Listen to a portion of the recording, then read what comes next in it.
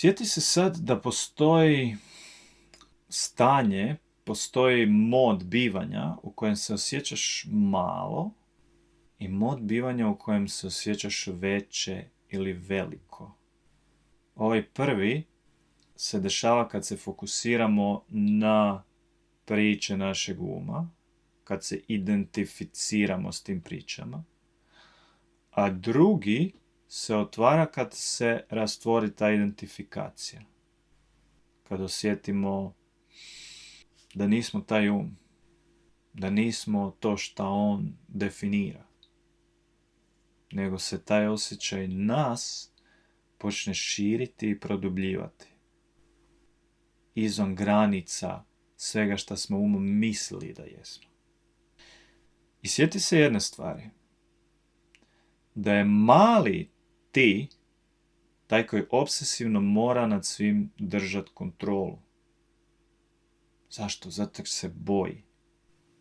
Zato jer se osjeća krhko i ranjivo. To je ego, to je umjetna konstrukcija, to je priča. I iz te priče dolazi jaka potreba za kontrolom.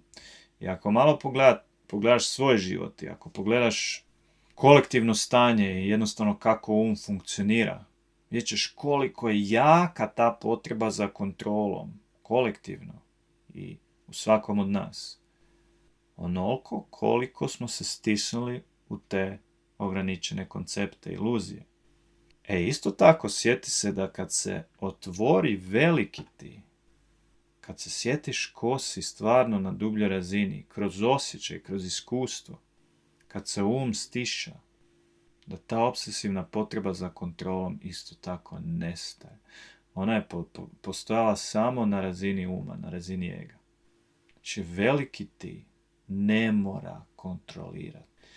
I veliki ti isto tako zna da kroz svoju frekvenciju koja je u tom trenu na dubljoj razini ili viša frekvencija, kako god hoćete, da sama ta frekvencija generira određeno polje i upravlja tvojim životom na određeni način.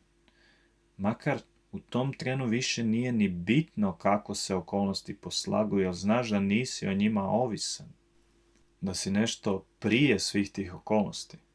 Ali isto tako znaš da dok god si tu, u toj frekvenciji, u tom polju, u tvoj život dolazi samo ono što frekvencijski odgovara tom polju.